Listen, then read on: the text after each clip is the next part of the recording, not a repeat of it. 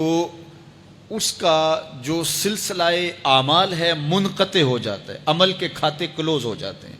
لیکن فرمایا 3 سلسلے ایسے ہیں جو ختم نہیں ہوتے، 3 کھاتے ایسے ہیں جو جاری رہتے ہیں.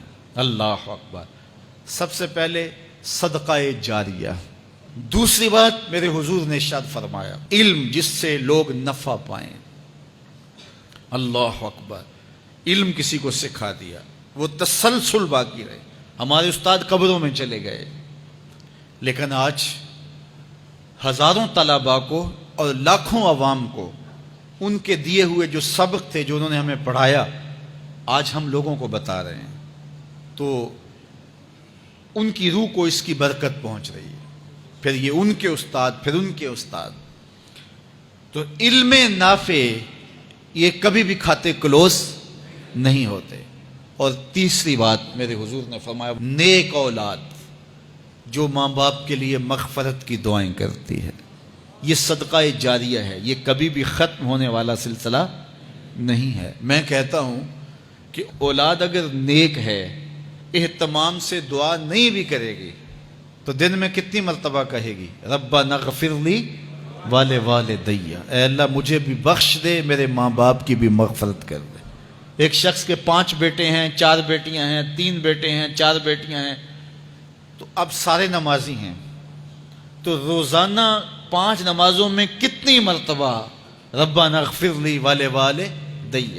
تو اولاد والدین کے لیے اسپیشل دعا کرتی ہے جو ہے وہ نماز کے اندر. اور اگر اولاد صالح نہیں ہے تو نماز کے اندر دعا کرنا تو دور کی بات ہے. چونکہ وہ نماز نہیں پڑھتی، صالح نہیں ہے، تو دعا کیا کرنی ہے. ایسی اولادوں کو بھی میں جانتا ہوں جنہوں نے اپنی سکی ماں کا جنازہ نہیں پڑھا، سکے باپ کا جنازہ نہیں پڑھا. ویسے ایک ایسے بد نصیب کو میں جانتا ہوں جس نے واقعتاً نہیں پڑھا، آیا ہی نہیں، قبرستان میں بھی نہیں آیا. لیکن بہت سارے ایسے لوگوں کو میں جانتا ہوں جو قبرستان میں آئے ہیں لیکن اپنے باپ کا، اپنی ماں کا جنازہ نہیں پڑھا، جنازگاہ میں کھڑے رہے، جنازہ نہیں پڑھا. آپ سوچتے ہوں گے کوئی ایسا بد نصیب بھی ہو سکتا ہے؟ میں کہتا ہوں ایسے بد نصیب لوگوں کو آپ بھی جانتے ہیں. یہ کون بد نصیب ہیں؟ جنہیں جنازہ آتا نہیں. ساری زندگی لوگوں کے جنازوں میں رسماً کھڑے ہو کے آ جاتے ہیں. جنازہ آتا ہو تو کچھ پڑھے، جاتے ہیں ہر جنازے میں ہیں لیکن نماز جنازہ ہی نہیں آتی. تو کھڑے ہو کے لوگوں کو دیکھ کر کے سلام پھیر دیا، لوگوں کو دیکھ کر کے ہاتھ چھوڑ دیے اور جو ہے وہ جنازہ پڑھنے گئے تھے. اور جب اپنے ماں باپ فوت ہو جاتے ہیں تو کیا سارے کام چھوڑ کے جنازہ سیکھتے ہیں کہ ساری زندگی لوگوں سے فراڈ کیا، دھوکہ کیا، آج اپنی سکی ماں کو دھوکہ تو نہ دوں، آج اپنے سکے باپ سے تو فراڈ نہ کروں. ساری زندگی جو لوگوں سے فراڈ کرتا رہا، پھر ایک دن اپنی سکی ماں سے بھی فراڈ کیا، اپنے سکے باپ سے بھی فراڈ کیا. اور مجھے بتاؤ شخص سے بڑا کوئی بدبخت ہو سکتا ہے کہ جو اپنی سکی ماں سے فراڈ کرے اور وہ بھی مرنے کے بعد؟ سکے باپ سے فراڈ کرے، اس کی لاش پڑی ہوئی ہو اور وہ اس سے فراڈ اور دھوکہ کر رہا ہو. اگر اس کے اندر ضمیر ہو تو ڈوب کے مر جاتا کہ میں اپنی ماں سے فراڈ کر رہا ہوں اور اپنے باپ سے فراڈ کر رہا ہوں.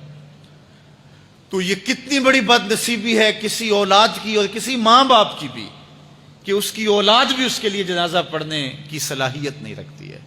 اور وہ کتنے خوش نصیب ماں باپ ہیں جن کا جنازہ خود اولاد پڑھاتی ہے. اتنی صلاحیت اور اس قدر اللہ نے ان کو خیر کی توفیق دی ہے کہ وہ خود اس قابل ہے اور اس منصب پہ ہے کہ وہ اپنے ماں باپ کا خود جنازہ پڑھائے. کوئی جنازہ پڑھائے بڑی برکت ہے، لیکن جس خلوص سے بیٹا دعا کر سکتا ہے کوئی اور تو نہیں کر سکتا ہے. تو اپنی اولادوں کو نماز جنازہ سکھاؤ، اپنی اولادوں کو دین سکھاؤ، یہ عادی بن جائیں نماز کے، تاکہ بعد از انتقال دعاؤں کے سلسلے جاری رہیں. جو شخص روزانہ اپنے والدین کے لیے مغفرت کی دعا مانگے، والدین زندہ ہوں تب بھی، فوت ہو گئے ہوں تب بھی، علماء فرماتے ہیں ساری زندگی اس کے رزق میں بے برکتی نہیں آ سکتی.